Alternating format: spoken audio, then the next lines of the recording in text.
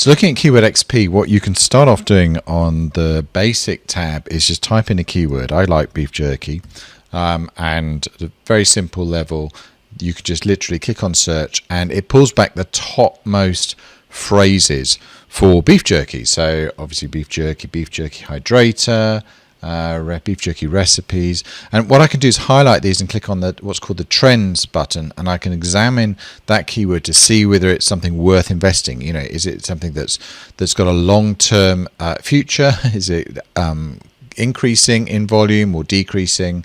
And obviously beef jerky recipes, for example, this is coming in reasonably recently compared to the history of beef jerky. But the real magic is that two things. One, that you don't have to search just over Google. You can search over Amazon, Bing, eBay, Ask YouTube. So if you want to look at more e-commerce style words, then look for Amazon and Bing. If you want to look for video type traffic, then go to YouTube.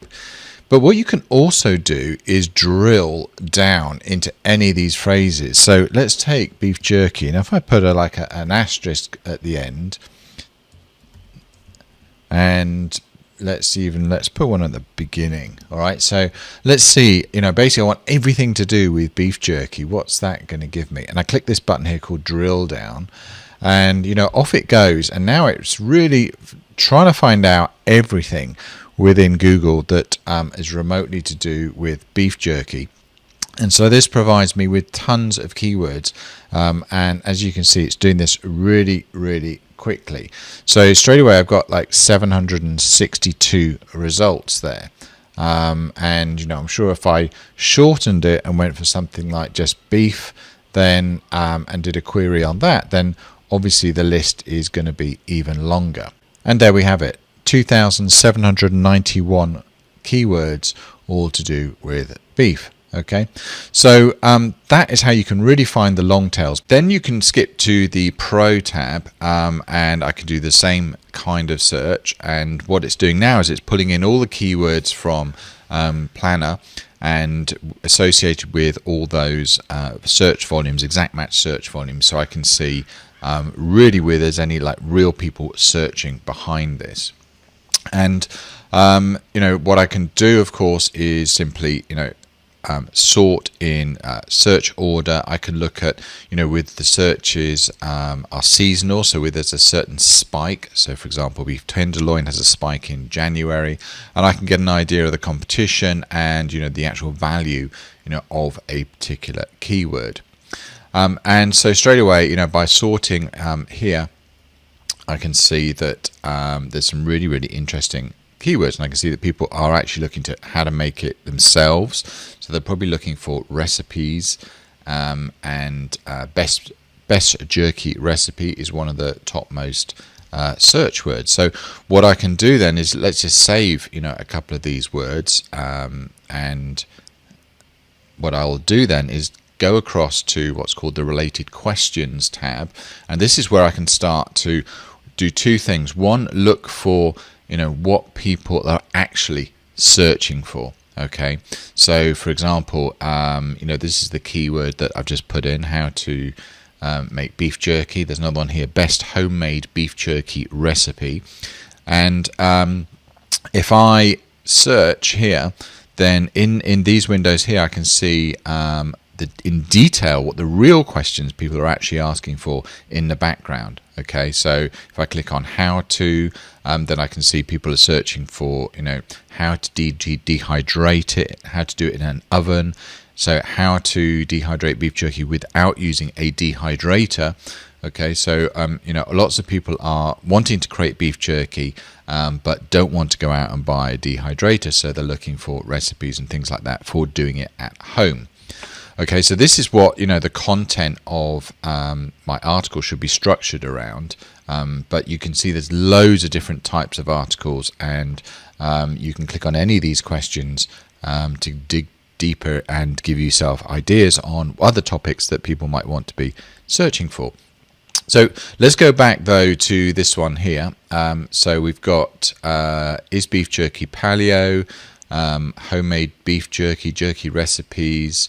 Let's target this one, best homemade beef jerky recipe. Okay, and let's create a title straight from that. And you can see down the right hand side here that we've got 100 different titles already created that I can just customize straight away to generate something that's going to get me clicks.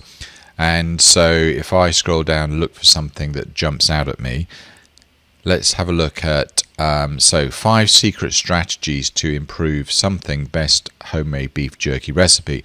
So that could work. Let's make it a bit more interesting. So let's add an adjective here. So if I right click in this sentence, then you can see a little window pops up with lots of suggestions for me to make and connect the sentence together. So let's do a descriptor, and you might not be able to see this on screen, but let's choose mind-blowing.